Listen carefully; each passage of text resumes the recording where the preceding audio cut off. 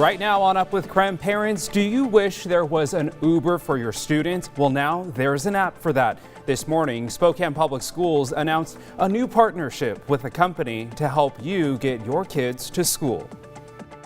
Well, this morning, Washington is working to bounce back from last year's historic wildfire season, and now lawmakers are working on a new bill to help improve future seasons.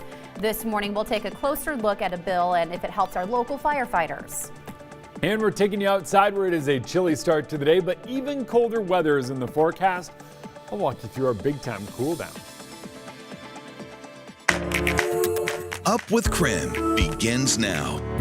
So this makes it so much better for them, so much easier. Life is so busy, right? For busy parents, whether they're working from home or not, juggling it all and getting their kids where they need to be can be a lot. So some are turning to rideshare services to help shuttle those kids around, but most require passengers to be at least 18 years old. So this morning we want to hear from parents. Yeah, would you be willing to put your child in a rideshare alone? We want you to weigh in right now in our live Twitter poll. In the meantime, I looked into what this new service is all about.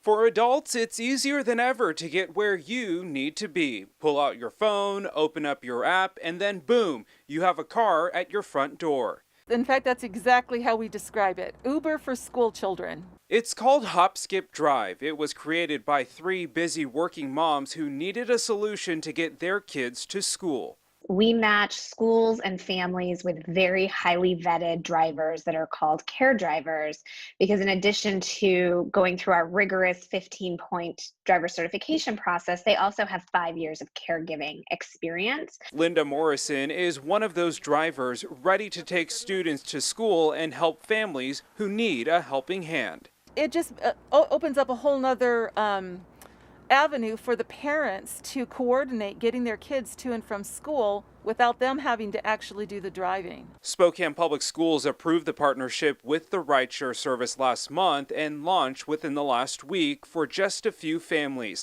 They say it will save the district money, especially for transporting smaller groups of students. Anytime you have less than 12 students on a bus, we can be a cost-effective solution for a district, and cost savings will vary, but we've seen that we've been able to save school districts anywhere from 20 to 60%. In a nationwide survey done by School Bus Fleet, 2/3 of districts across America are experiencing a bus driver shortage that's only been worsened by the pandemic. SPS hopes by adding the rideshare service, it will help alleviate the demand. High school will be getting ready to go back, and so we'll be able to use those buses for other transportation needs to get our high school students to and from school. So it'll kind of open up that bus for that to happen. So how does Hop, Skip, Drive work? Right now, the district decides who's eligible. This includes students with special needs, those experiencing homelessness, or in the foster care system. Rides are scheduled in advance and are tracked by GPS from pickup to drop-off. Drivers wear these bright orange shirts and have stickers on their cars, and students have a code word they only know. So the child knows that that is a word that they have come up with their caregiver, with their school. So this is the right driver. And then the driver will ask another question to make sure that they have the right student. So it's a 2-factor authentication system. Which does make it a slightly different thing than Uber or Lyft, which is just more of a convenience for getting around town. These are your children, your most precious commodities. It's a responsibility drivers like Linda don't take lightly. Right now, the service is only open to certain students. Hop, Skip, Drive hopes to be available to all students sometime in the spring.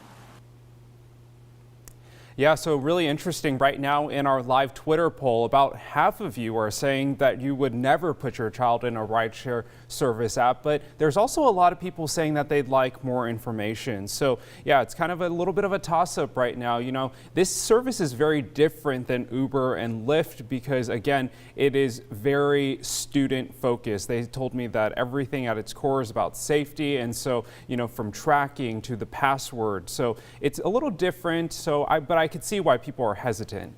Oh, absolutely. You know, parents, of course, are going to have concerns if they're sending their child with a so-called stranger. But there are some benefits that I could see, especially for busy parents. If you have multiple kids running in different directions, this might be something that would be useful. Absolutely. And you know, working from home has really changed the dynamic of the family schedule. You think about a parent that's working from home now, they don't have to commute to work where they would normally drop their kids off to school on their way to work. So now it's really changed the dynamic. People have to get up earlier in some cases now to take their kids to school and then get back to the home office. So it's really changing things, that's for sure. But again, weigh in this morning. We want to hear from you. Head on over to our live Twitter poll.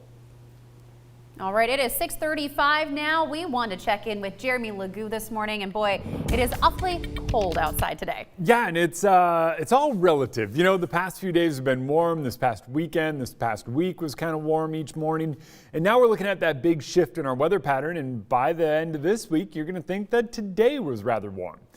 Here we sit about a half hour from sunrise, a little over that before it comes up early on this morning. But here you go, temps hanging out in the 20s across much of the inland northwest. We're up to 28 in Pullman, 28 in Ritzville as well. But here in Spokane, 27. 23 over in Coeur d'Alene, which is a bit cooler than where we were this time yesterday, about 5 to 10 degrees colder. And I started today showing you this map, and each day this week I'm going to show you because I think it's going to be quite interesting in the mornings to come.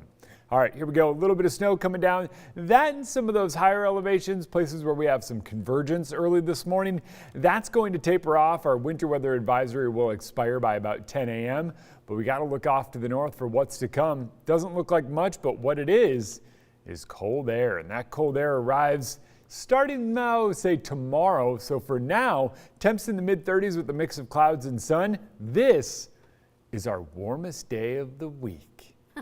Oh, Jeremy. Yep. Why you got to do it like that? Well, I don't know how else to say it. Should I say and this is our warmest day of the week? Hey, it's all about perspective though, right?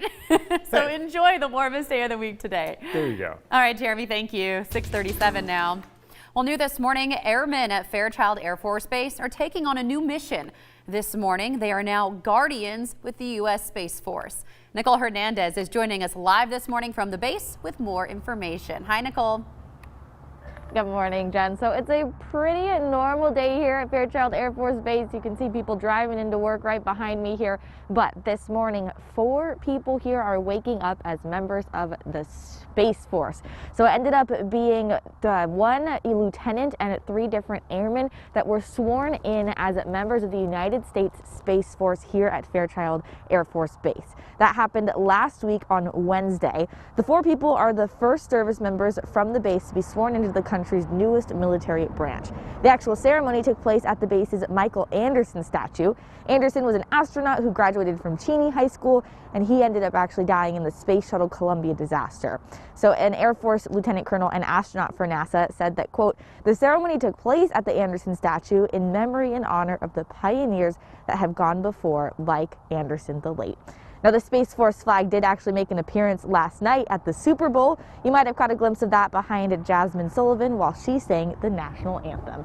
So, of course, very exciting here. A whole new time in space exploration here with members of the Space Force coming from Spokane. Live in Spokane, I'm Nicole Hernandez. Well, it's time for your Speed Feeds Super Bowl stories you may see on social media today. Seattle Seahawks quarterback Russell Wilson was named the 2020 Walter Payton NFL Man of the Year. Now, this award recognizes an NFL player for outstanding community service activities off the field. Wilson and his wife Sierra run the Why Not You Foundation. That foundation has donated over $9 million to Strong Against Cancer since it started. Good local ties there. Congrats. And a missed moment from the big game. Well, the Bucs coach was drenched in Gatorade. Well, the network actually missed the shot, so we didn't get to see it. Then social media, of course, went nuts trying to bet on what color the drink was. And now he's not being chased. He's running down the middle of the 40. Arms in the air in a victory salute. He's pulling down his pants. Put up your pants, my man. Pull up those pants. Well, a fan crashed the game by running onto the field in a really interesting pink Speedo type thong thing. I don't know what that was. Social media can't get enough of it. All online right now this morning.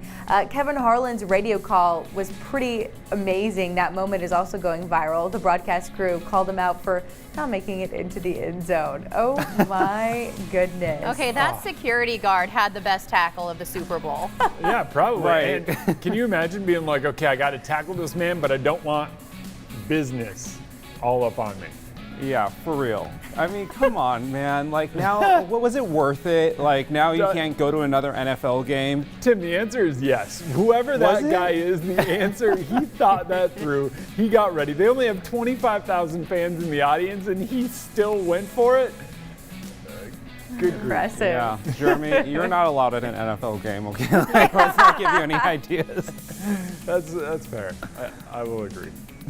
All right. Well, also coming up this morning, a proposed bill to combat wildfires is moving through the Washington legislature. But will the changes actually help our local firefighters? Up with KREM's Joshua Robinson investigates after the break.